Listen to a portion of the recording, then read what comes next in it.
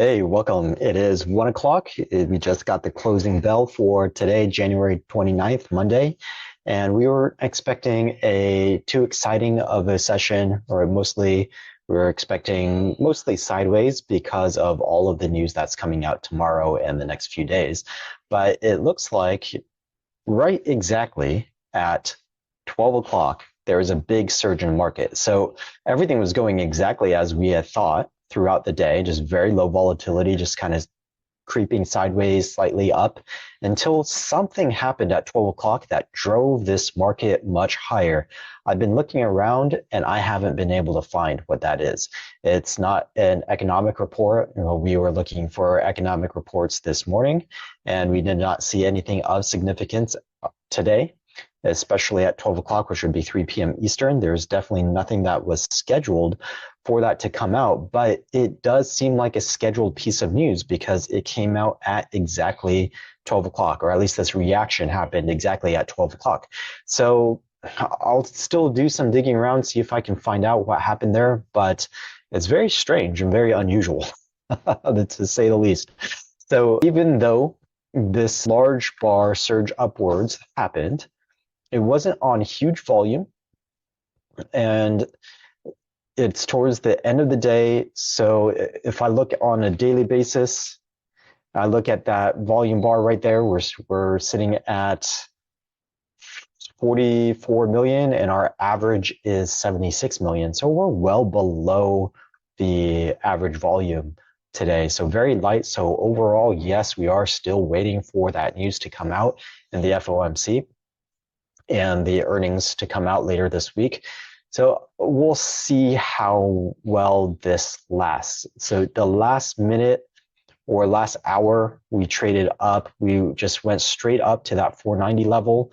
We got stopped by it for a few minutes and then we broke above it. So we've got two kind of mixed or slightly differing stories here. We had definitely had price action.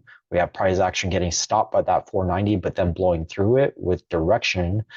But can we really say with momentum? Well, in terms of the price movement, yeah. Normally I would say yes, but so far it doesn't look like it's being supported. And if it's not supported by volume, then we need to be wary of it. That volume number might get revised later today. Sometimes it takes a while to update. Sometimes that's because there's some dark pool action going on. There's some dark pool trading that happens right at the very end or just after the close, or right generally after the close, sometimes before the open, but usually after the close. Dark pool activities happen and that might drive volume to be revised upwards. But we'll see. I don't think it's going to drive 30 million worth of shares upwards. That would be really, really unusual. It might be like 5 to 10 million, but not 30 or 40 million.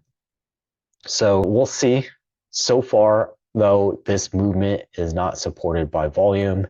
And if it's not supported by volume, then we wouldn't expect this to keep on moving higher for very long. It might for a couple days, or we get some shaking out. So we could have a bull trap right here. Now that we've broken out of here, we may see enthusiasm and people coming in and then selling by market makers. And so that would pop us back down and then we may hit it again and then or go to a slightly higher level and then get knocked down again. And then that's maybe a third time. And then that's when prices just start moving lower. But again, a lot is going to depend on those FOMC minutes and those earnings. So we don't want to draw any conclusions yet. We just want to say, hey, this is a little weird right now, and this is highly unusual, and therefore warrants a little bit of suspicion. So for now, we accept that prices have moved up above 490. We don't accept that it's very likely that they'll go much higher. We are going to be very careful of any bull traps that might develop out of this.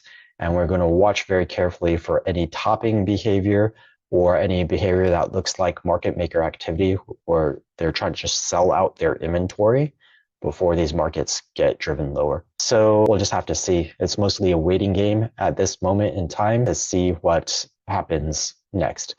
We're going to earnings. Let's see, today after market, not too much going on right here. Now, at least nothing that's really going to drive markets. So tomorrow before market, let's see what we've got. GM, HCA might move markets a little bit. MPC, at least in the energy markets, Pfizer. Okay, so Pfizer, SYY, and UPS. Those are really the ones that we're going to want to watch out for. So PFE.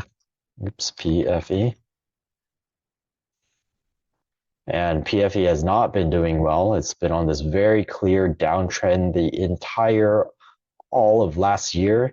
They did not participate in that movement upwards in November that the overall S&P markets saw. So this is, I mean, I could pull this out and just take this as a classic downtrend example and just say, hey, why I would just be digging 1% extrinsic values every single month on this and watch it go lower. But we'll see what happens with earnings. If that drives it higher above that MA50, then that might be the start of a reversal. But so far, Pfizer's not looking great at all. They're getting kind of creamed probably by their competitors right here. Because, for example, Eli Lilly has been doing amazing. There's plenty of healthcare stocks that have been doing amazing. Let's look at AstraZeneca. Yeah, even AstraZeneca at the very least has been going sideways. So Pfizer looks like it's probably one of the weakest in the sector. That's a little surprising. So we'll see what happens with earnings on that, but I wouldn't be betting on any huge movements upwards.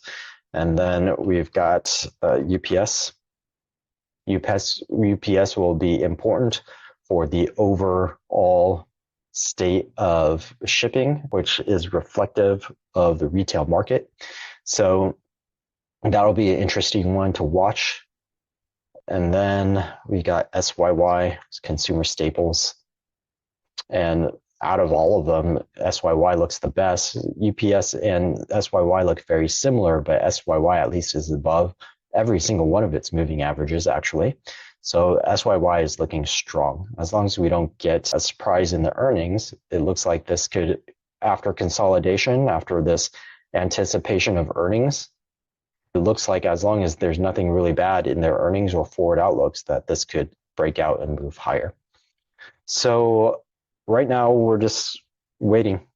We're just waiting to see. There's not a lot we can say that, I mean, this is interesting that right at 12 o'clock we moved upwards.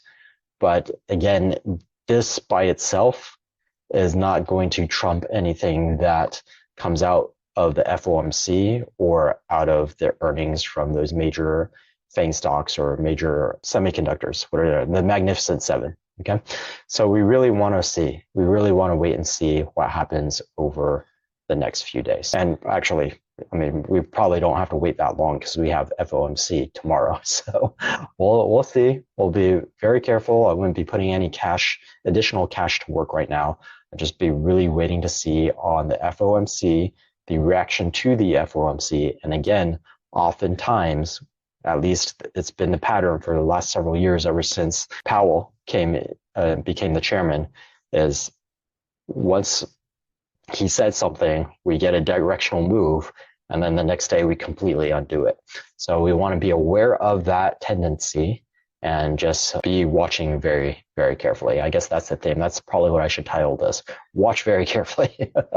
Don't do anything, just watch for now. So that's what we're going to do. We're going to just wait and see what tomorrow brings us and then prepare ourselves to take action after all of those news events. So that's it for today. Have a wonderful rest of your day, and I will see you guys tomorrow.